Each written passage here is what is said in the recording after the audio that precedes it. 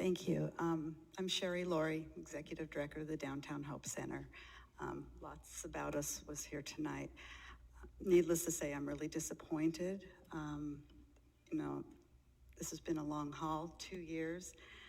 I just wanted to tell you a couple stories of these women, the things that they go through. These aren't just women that just come and get a place to stay for the night. They stay with us for quite some time because of the emotional trauma that they're in. I have a gal there that was trafficked as a child by her mother. She bore 10 children here in Anchorage that are undocumented, and the children were murdered in front of her. These women come and tell me these stories in my office.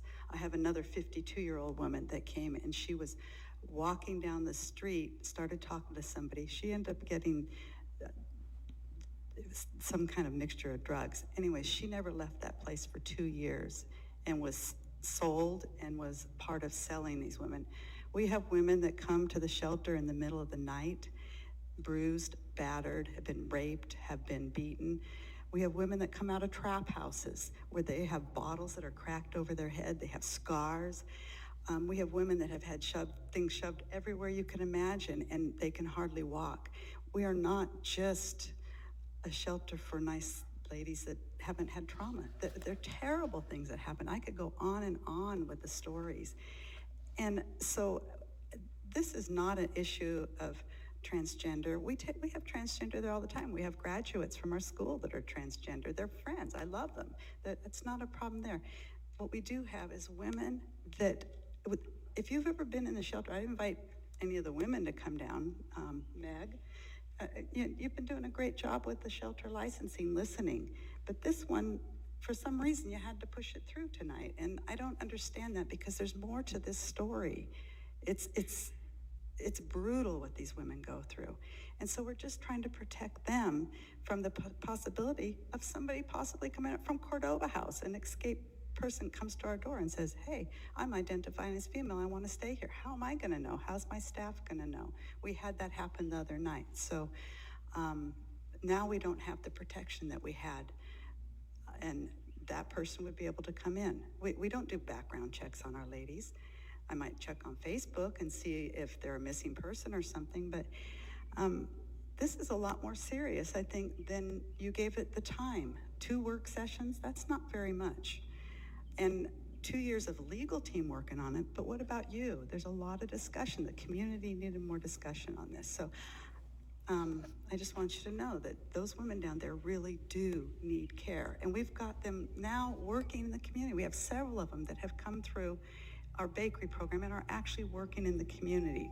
2 of them are working at 49th Street Brewery right now. Your time is up, but I do have a question from Mr. Weddleton. Okay. Hey, thanks, and thanks for coming up to speak. I think you're sometimes bashful about that, but we like to hear from you. It's important. I'm a little surprised at some comments that we've heard from you and others, is that what we've done is we've opened up the door. My sense on this is that prior to the action today, there were 2 things. You had a fairly tenuous projection because shelters were part of that Fair Housing Act section, but not the other parts of the Equal Rights Act. So it worked for you once, but it was kind of tenuous. We also made a change that the executive director can't on their own go attacking people. They have to go back to the commission and get approval. So that would have helped you 100% last time. So what we did today is we changed that definition of public accommodation. You're not a business, so you should not be covered by public accommodation. So you're not covered by this. There's also a section in there that's new that says institutions that, and I forget the exact wording, where the housing is not the primary thing, but rehabilitation and other things might be the primary goal. And yours is largely rehabilitation, and they also sleep there. So I believe there are 2 sections that protect you better than you were prior, or I would not have voted for it. Before you respond, actually, I need a motion to extend the meeting to 11:15 so that we can finish final audience participation and assembly comments. Move to extend to 11:15. Second. Moved and seconded. Is there any discussion on the motion? Is there any opposition to the motion? Okay, seeing none, we're extended to 11:15. Go ahead.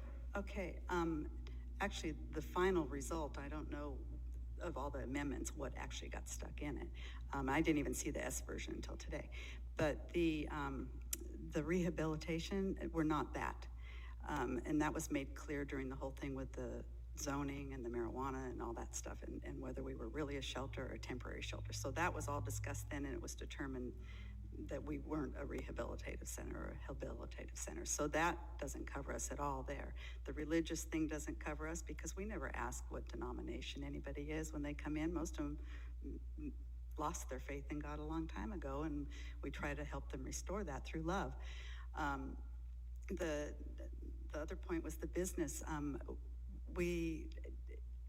That's a real iffy thing, and even the lawyer couldn't answer that one. I mean, that was what Jamie asked, and the lawyer wasn't able to adequately answer that, and that was why she wanted to delay it the first time to get an accurate answer on that. So I think there's a lot of questions that are left hanging in the air. And I just think taking the 2 weeks or a week and a half more to look at it and do what you were trying to do, find a way to protect that segment. And it's not trying to eliminate another one. I just so appreciate what Crystal was saying, that you can't take care of one segment and not the other. And both of them are very vulnerable. If we had a bigger place. I don't have any comments. I talked enough. Thanks. Thank you. Mr. Peterson. Not tonight. Thank you, Mr. Chairman. Thank you. Ms. LaFrance. Thank you, Mr. Chair. I did want to comment on something that a member of the public had said about us taking on state problems on a muni budget, and that